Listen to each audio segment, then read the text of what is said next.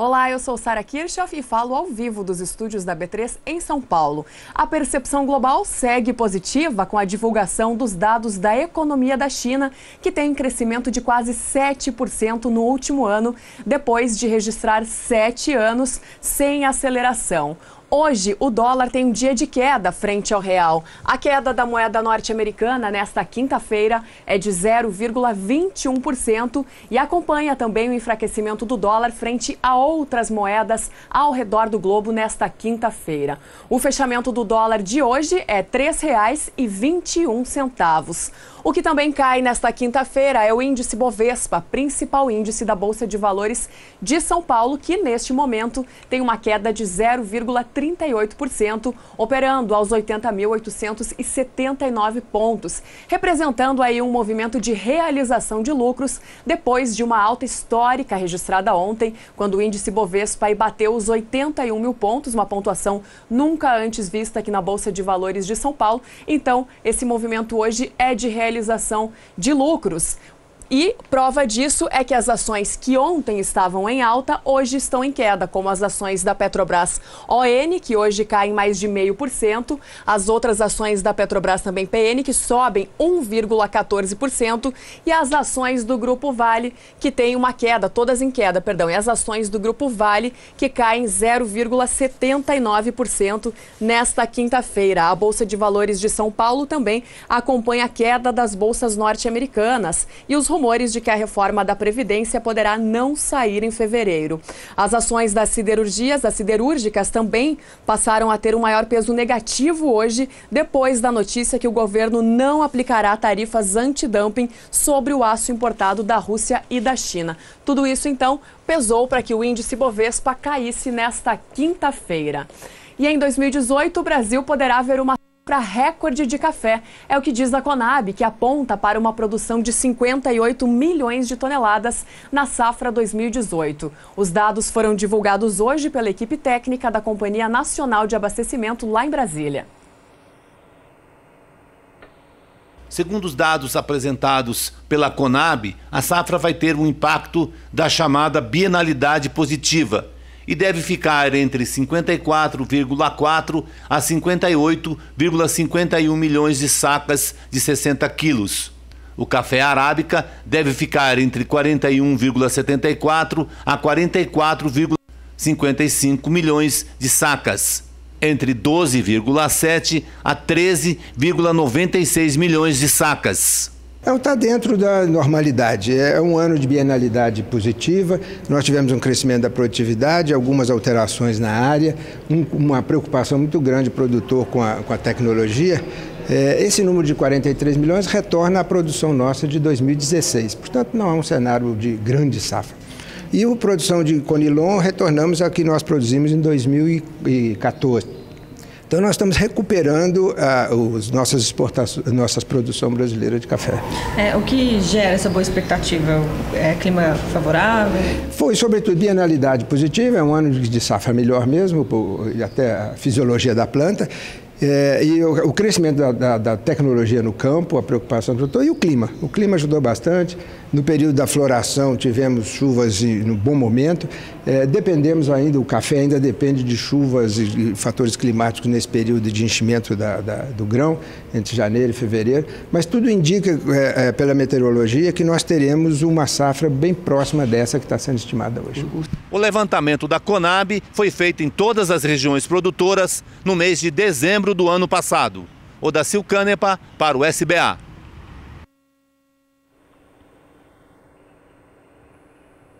E após essa divulgação de uma possibilidade de safra recorde de café aqui no Brasil, os futuros do café arábica passaram a operar com forte queda na Bolsa de Nova York. Os contratos com entrega em março têm uma queda acima de 1,5% nesta quinta-feira e apresentam um valor de $1,21 por libra-peso nos últimos negócios. Os contratos com entrega em maio também têm uma queda acima de 1,5% e passam para $1,23 centavos por libra-peso, enquanto os contratos com entrega em julho aparecem por $1,25 por libra-peso e os contratos com entrega em setembro estão em $1,28 por libra-peso. Essa possibilidade, então, de safra recorde no Brasil fez com que as cotações do Arábica em Nova York caíssem, porque o Brasil é o maior produtor e também exportador de café arábica do mundo. E o café BMF Bovespa, negociado aqui na B3 em São Paulo, também tem um dia de queda hoje. Os contratos com entrega em março têm uma desvalorização próxima de 1,5% e com isso passam de $156,40 a saca para $154,20 a saca no ajuste atual. Uma forte queda para o vencimento de março, uma queda de quase 1,5%. E nos últimos negócios, esse mesmo contrato cai ainda mais para $153,75 a saca. Foram 1.680 contratos negociados com o vencimento de março, hein? Os contratos com entrega em maio têm uma queda de 1,74% hoje, uma queda aí acima de 1,5%, ainda mais grave do que a queda dos contratos entregues em março. E com isso, o contrato de maio fica em $149,80 a saca no ajuste atual. Os contratos com entrega em julho têm uma queda próxima de 2% nesta quinta-feira e passam dos anteriores $148,85 a saca para $146,10 a saca no ajuste atual. E os contratos com entrega em setembro, mês referência para o mercado do café, tem desvalorização de 1,22% nesta quinta-feira aqui na Bolsa de Valores de São Paulo, passando de $155,40 a saca do ajuste anterior para $153,50 a saca no ajuste atual, caindo mais 50 centavos nos últimos negócios. O único café que não caiu hoje foi o café Robusta na Bolsa Futura de Londres, que registrou alta nos principais contratos. Os contratos com entrega em janeiro sobem 1% hoje, passando para $1.807 a tonelada, enquanto os contratos com entrega em março têm valorização de quase 1,5% hoje, passando para $1.793 a tonelada. Contratos com entrega em maio sobem quase 0,5%, passando para $1.762 a tonelada, e contratos com entrega em julho aparecem com alta de 0,44% nesta quinta-feira na Bolsa Futura de Londres, terminando o dia em $1.791 a tonelada. Dia de alta somente para os futuros do café Robusta na Bolsa de Londres. Quem vem por aí hoje trazendo as primeiras informações do tempo, começando pelo centro-sul do país, é Graziela Gonçalves, da Somar Meteorologia. Boa tarde a todos que nos assistem. Ainda temos muitas instabilidades atuando mais uma vez sobre o centro-sul do país. A formação de um novo sistema de baixa pressão próximo à região sul já garante que a chuva ganhe intensidade. Inclusive, o índice de umidade do solo aqui sobre grande parte das regiões ainda está muito elevado. É só o centro-sul do estado do Rio Grande do Sul que ainda segue com umidade um pouco mais baixa, mas que mesmo assim está em torno até dos 40%. O norte do estado de Minas e o Espírito Santo também não teve chuvas tão volumosas e é por isso então que a umidade do solo por lá segue aí um pouco mais baixa. Agora, ao longo dos próximos dias, a expectativa é que a chuva ainda retorne para grande parte do centro-sul, chuva que deve ganhar intensidade principalmente entre Paraná, São Paulo e sul de Minas Gerais, com acumulados que podem chegar até os 50 milímetros. Vemos também que volta a chover na região sul, acumulados que variam dos 15 até os 30, e o Mato Grosso do Sul também segue com chuvas um pouco mais frequentes. Agora, para o próximo período, que vai do dia 24 ao dia 28 de janeiro, ainda vamos ter a formação de mais um canal de umidade, que segue principalmente em direção ao Rio de Janeiro e o Espírito Santo. Por isso que o volume de chuva em grande parte do centro-sul já não é mais tão elevado, mas mesmo assim o acumulado deve ficar em torno até dos 30 milímetros. Agora, a expectativa para o próximo período, que vai até o dia 2 de fevereiro, é que essa situação continue. Chuvas mais significativas até o sudeste, tanto que o estado de São Paulo e Minas Gerais já recebem acumulados que chegam até os 70 milímetros. Já na região sul ainda chove, porém o acumulado já segue bem mais baixo, em torno dos 15 até os 30 milímetros. Daqui a pouco eu volto com mais previsão do tempo.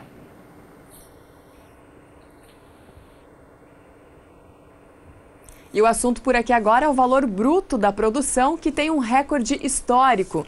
No último ano, o valor passou de 540 bilhões de reais, uma alta de quase 1,5% na comparação com 2016. Esses dados fazem parte do estudo da Secretaria de Política Agrícola do Ministério da Agricultura.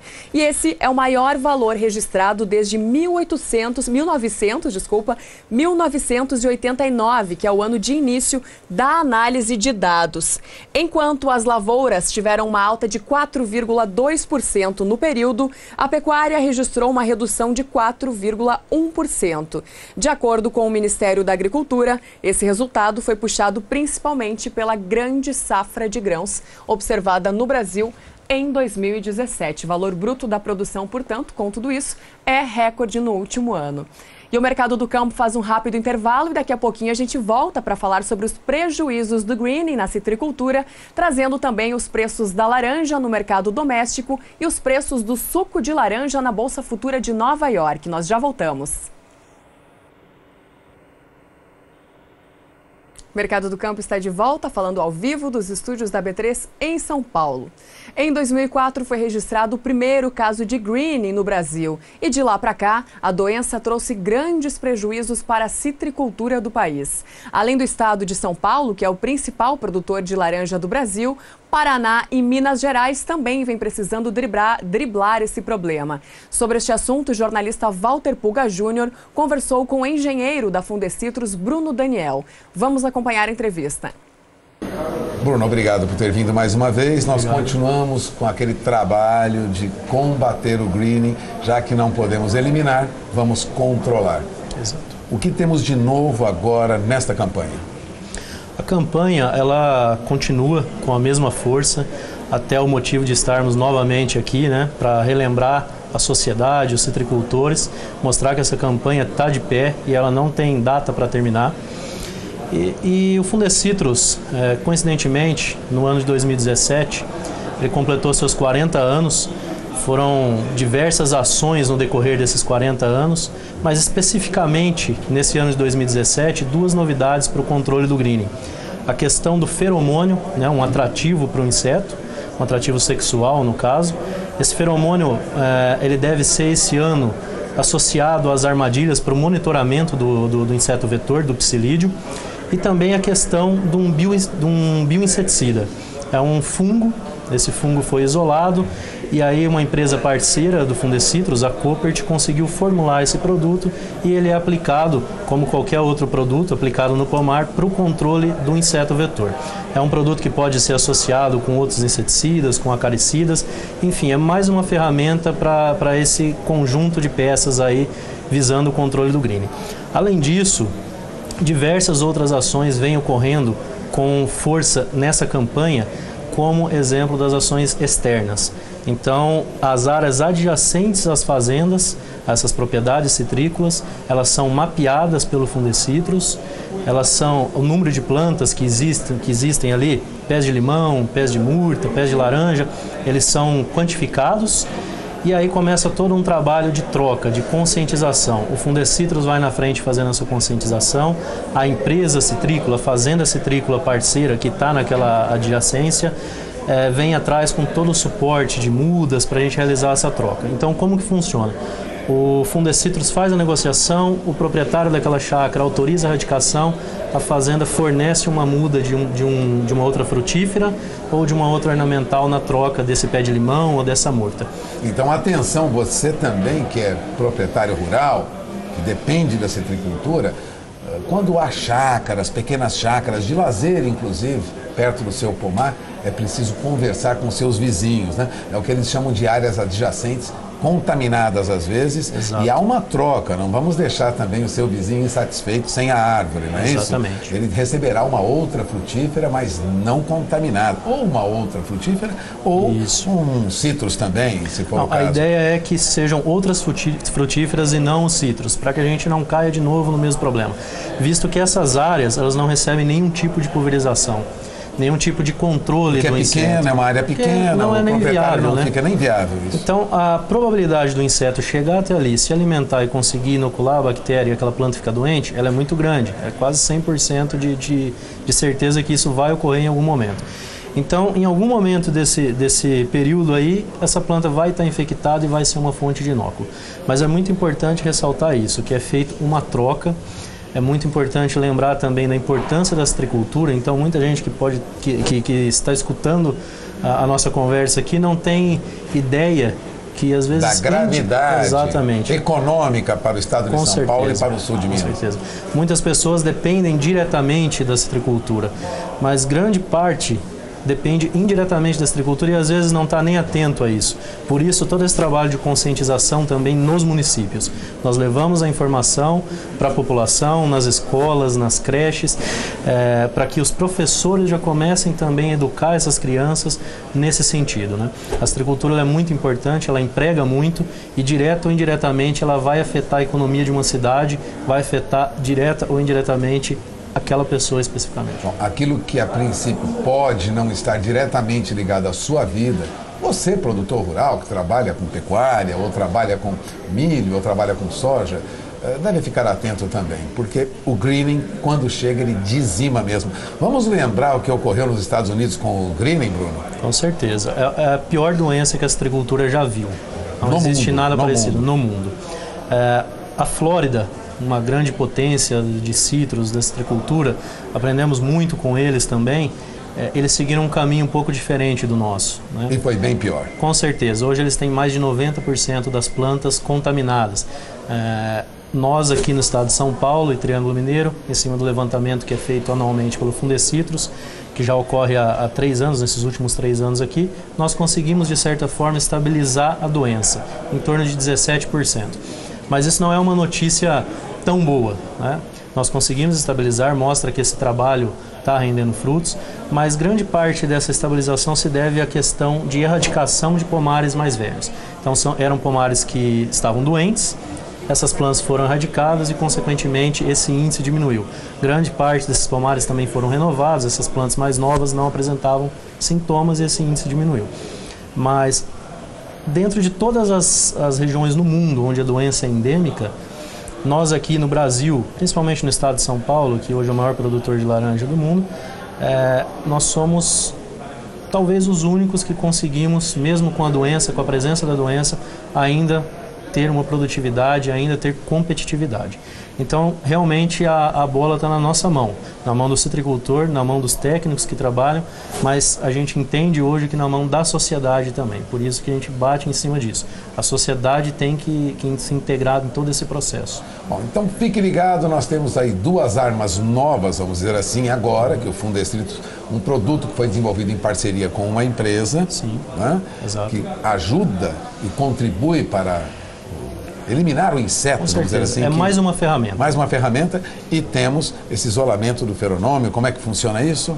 Isso, na verdade, funciona da seguinte forma, é um atrativo para o inseto. Hoje as armadilhas, elas são estritamente visuais. O inseto tem que visualizar aquela armadilha amarela na planta, e aí ele vai até ela, bate e fica colado, né? Com esse feromônio, a armadilha ela vai aumentar em torno de 3 vezes até a capacidade de captura. Com isso, o rigor no controle, no monitoramento, fica muito maior. Então ela vai ser uma ferramenta atraído essencial para esse ponto onde ele vai ficar preso. Exatamente. Você pode partir, essas moléculas elas podem causar confundimento sexual, podem até matar o inseto. Nesse caso nosso, nessa molécula que foi descoberta, ela é um atraente para o inseto. Então ele vai, na verdade, vai ocorrer uma sinergia. A coloração da armadilha vai continuar atraindo o inseto, porém ele vai ter um outro atrativo potencializando isso. Potencializando, aumenta exatamente a captura. Com certeza. Aumentando a captura, melhora muito mais no rigor do monitoramento, a gente consegue acompanhar a flutuação do inseto com maior clareza. Bom, e eu vou tomar a liberdade aqui para alertar os prefeitos das regiões citrícolas de São Paulo e também de todo o Triângulo Mineiro, sim, sim, onde há produção de laranja, notadamente produção para indústria, né? O citricultor, o produtor rural que trabalha com laranja depende disso. Prefeitos atentos à situação, isso pode alterar a economia do seu município, pode causar desemprego no futuro, pode causar mudanças no agronegócio da sua região. Proteger a citricultura é importante. Diante do greening, não há como, vamos dizer, bobear muito, né? Vamos ser claros, não pode bobear. O greening já dizimou a Flórida, será a menor produção na Flórida, nos Estados Unidos, nos últimos 70 anos. Exato. É uma queda vertiginosa. Para se ter uma ideia, eles não devem produzir este ano 50 milhões de caixas. Um país que já produziu mais de 200 milhões de caixas, né? Portanto, a redução lá foi muito grande, em outras regiões da Ásia também. Isso pode ocorrer na tua região. Passamos o recado, Daniel? Esperamos que sim. E contamos com o apoio de todos que estão envolvidos na cadeia citrícola e também da sociedade. E muito importante falar disso, a questão das prefeituras. Elas precisam estar envolvidas e nós buscamos essas parcerias com as casas da agricultura, com a defesa agropecuária, com as prefeituras. Nós caminhamos junto. A ideia é essa.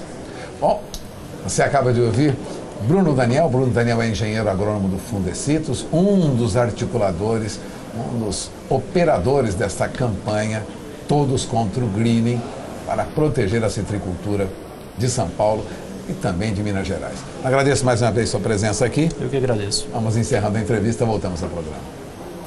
E falando em citricultura, o preço da laranja indústria no levantamento do CPEA vem em queda aqui no Brasil este ano. No último levantamento diário do Centro de Estudos Avançados em Economia Aplicada, a caixa de 40 quilos e 800 gramas caiu mais de 2,5%, passando de R$ 18,10 para R$ 17,53. No acumulado do ano, no acumulado do mês de janeiro, a queda se aproxima dos 6% para o preço da laranja indústria, de acordo com o indicador CPEA. Enquanto isso, a laranja tipo pera in natura vem em alta. No último levantamento do CPEA, o preço da caixa também de 40 quilos e 800 gramas passou de R$ 19,83 para R$ 20,16, uma alta de mais de 1,5% no dia e de quase 6% no acumulado do mês de janeiro. Na mesma proporção que a laranja indústria cai, a laranja in natura vem subindo no indicador CPEA aqui no Brasil. E o suco de laranja, lá na Bolsa Futura de Nova York, teve uma quinta-feira de importantes altas hoje. As altas passam dos 3% nos principais contratos negociados lá na Bolsa Futura de Nova York. Lembrando que o Brasil é um importante exportador de suco de laranja para o mundo. Os contratos com entrega em março sobem mais de 13,5% nesta quinta-feira. 3,75% é a valorização dos contratos com vencimento em março lá em Nova York. Com isso, este contrato termina a quinta-feira em $1,45 por libra-peso. Os contratos com entrega em maio também têm uma alta aí forte, uma alta de 13,5%, ficando em $1,44 por libra-peso, enquanto os contratos com entrega em julho sobem 3,63%, terminando a quinta-feira em $1,45 por libra-peso nos últimos negócios. Todos os principais contratos para o suco de laranja têm alta acentuada nesta quinta-feira lá na Bolsa de Nova York. Você vai ver depois do intervalo, soja sobe e milho cai na Bolsa de Chicago. Nós já voltamos. Mercado do Campo está de volta, falando ao vivo dos estúdios da B3 em São Paulo. Em 2017, o Brasil teve a pior safra de trigo dos últimos 10 anos, com um volume quase 40% menor do que o registrado em 2016. Com isso, o Brasil acaba tendo que trazer mais trigo de fora do país. Hoje, o país importa quase mais da metade do que consome de trigo. E esse é o comentário do jornalista Antônio Resch. Olá. O mais recente relatório do USDA, Departamento de Agricultura dos Estados Unidos, os números da produção de trigo naquele país foram aumentados. Isso provoca e está provocando uma pressão baixista no cereal. Isso porque os Estados Unidos é um dos grandes, se não o maior produtor de trigo, junto com os países da União Europeia. E aqui no sul, a Argentina. Essa notícia é uma excelente notícia para o Brasil. Como vocês todos sabem, acompanhando os boletins e aqui a programação, o Brasil é o maior importador mundial de trigo. Das 10, 11 milhões de toneladas desse cereal que nós consumimos, raramente o Brasil consegue produzir metade do que nós consumimos. Portanto, compra-se aí 4, 5, 6 milhões de toneladas de trigo. Normalmente, o trigo comprado pelos brasileiros vem da Argentina, que é o país mais próximo aqui. Mas, eventualmente, compra-se também dos Estados Unidos, do Canadá e até de alguns países da União Europeia. Até o próximo, tchau! Até o próximo boletim, Antônio Resch. E a Argentina já terminou a colheita do trigo. Falando ainda em trigo, o trigo tipo pão ou melhorador tem queda no indicador do CPEA para o mercado físico. No último levantamento do CPEA, o valor da tonelada passou de R$ 664,52 para R$ 663,02 no estado do Paraná. Uma queda de 0,23% no dia e de mais de 1,5% no acumulado do mês de janeiro e também no acumulado do ano de 2018. Já o trigo tipo brando, no Rio Grande do Sul, vem subindo nesse mesmo indicador, o indicador CPEA para o mercado físico. O valor da tonelada, que no levantamento anterior aparecia por R$ 579,67, hoje estava custando no último levantamento do CPEA, que foi ontem à noite, estava custando R$ 589,31, uma alta de mais de 1,5% no dia e uma alta de 0,23% no acumulado do mês de janeiro e também no acumulado do ano. E no mercado futuro, depois de atingir os menores níveis em quase um mês, hoje o trigo tem alta na Bolsa de Chicago. Os contratos com entrega em março sobem quase 1% hoje, 0,88% é a variação positiva do vencimento de março, que termina quinta-feira em R$ 4,25 o bushel nos últimos negócios. Contratos com entrega em maio em alta de 0,86% por R$ 4,38 o bushel. Contratos com entrega em julho em alta de 0,78% por R$ 4,51 o bushel e contratos com entrega em setembro em alta de 0,86% por R$ 4,66 o bushel, com o mercado do trigo buscando aí recuperação depois das perdas recentes. Quem vem aí mais uma vez trazendo informações do tempo é Graziela Gonçalves, que agora destaca o centro-norte do país. Sobre o centro-norte do país, ainda vemos nuvens carregadas, que seguem principalmente sobre a região norte, por conta da umidade da Amazônia que vem se espalhando por lá. Por outro lado, a região nordeste ainda tem a atuação do vórtice ciclônico, que nada mais é do que ventos em altitude que giram aqui no sentido horário e na sua borda traz bastante chuva, que vem caindo principalmente entre Tocantins, Maranhão, Piauí e oeste do estado da Bahia. Por isso que são nessas regiões que a umidade do solo está melhorada. Por outro lado, aonde atua esse centro do vórtice, não teve previsão de muita chuva ao longo desses últimos dias. E, infelizmente, a chuva que caiu foi muito mal distribuída e com baixo volume acumulado, e por isso que a umidade do solo ainda segue mais baixa por lá. Grande parte da região norte ainda tem um solo bem umedecido e o estado de Roraima apenas que teve tempo mais seco, e é por isso que a umidade ainda segue mais baixa sobre esse estado. Agora, ao longo dos próximos dias, a chuva ainda volta a favorecer grande parte do Mato Piba, principalmente favorecendo a cultura da soja. Só que, infelizmente, o estado da Bahia ainda deve seguir com tempo mais seco aí em grande parte do interior. A chuva que cair cai apenas no extremo oeste e não deve vir com grande volume acumulado. Vemos também que a chuva ainda segue mais expressiva entre o estado do Amazonas, Pará e também Maranhão, onde esse acumulado pode até chegar aos 70 milímetros. Já para o próximo período, que vai até o dia 28 de janeiro, a formação de mais um canal de umidade que vai até o sudeste acaba desfavorecendo a região nordeste. Mesmo que a gente vê um pouco mais de chuva, com acumulados que variam dos 15 aos 30 milímetros, essa chuva ainda segue um pouco mais irregular. E, infelizmente, para o próximo período, que vai até o dia 2 de fevereiro, ainda segue esse mesmo padrão, mas os acumulados vão ficar em torno até dos 15 milímetros no Mato Piba. Mas, mesmo assim, a chuva ainda segue muito mal distribuída. E vemos também que a chuva volta a ganhar intensidade mais uma vez sobre o estado do Mato Grosso, aonde a chuva segue ainda mais frequente. Eu encerro minha participação por aqui. Até mais!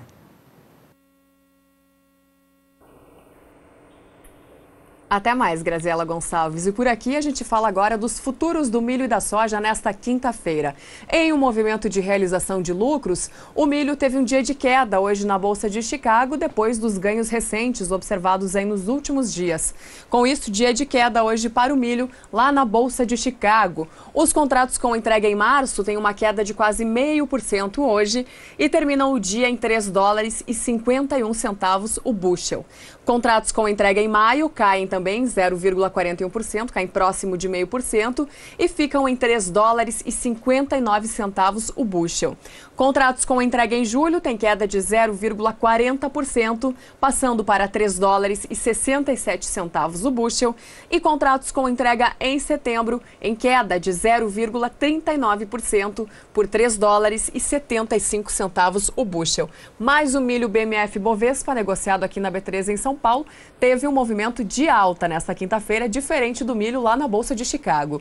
Os contratos com entrega em março sobem quase 1,5% hoje. 1,34% é a valorização do contrato que é entregue agora em março deste ano, que passa de R$ 32,20 a saca para R$ 32,63 a saca no ajuste atual e cai um pouquinho aí nos últimos negócios. Os contratos com entrega em maio têm alta de 1,12% nesta quinta-feira, passando de R$ 32,14 a saca para R$ 32,50 a saca no ajuste atual, caindo 6 centavos nos últimos negócios. E os contratos com entrega em setembro têm uma valorização próxima de 1,5%, passando de R$ 31,27 a saca para R$ 31,73 a saca no ajuste atual, subindo mais 1 centavo nos últimos negócios. E a soja na Bolsa Futura de Chicago teve um dia... Não é o trigo? Agora sim, a soja na Bolsa Futura de Chicago teve um dia de alta hoje, diferente do milho lá na Bolsa de Chicago também. Os contratos com entrega em março têm uma valorização de 0,43% nesta quinta-feira. Com isso, o valor para este vencimento nos últimos negócios aparece por $9,73 o bushel. A soja que vem embalada aí por fatores técnicos, mas a ampla oferta mundial segue como fator baixista. Os contratos com entrega maio tem a mesma valorização dos contratos com entrega em março. Com isso, o contrato de maio fica em $9,84 o bushel e os contratos com entrega em julho, também com uma valorização muito parecida, terminam a quinta-feira em $9,94 o bushel. Dia de alta, portanto, para a soja na Bolsa Futura de Chicago e de queda para os futuros do milho nesta quinta-feira. Com isso, eu vou me despedindo por aqui, lembrando que o Mercado do Campo volta amanhã às 5h35 da tarde. E você fica agora na companhia de Renata Ferreira no programa Pecuária BR. Para você aí de casa, uma excelente noite e até amanhã.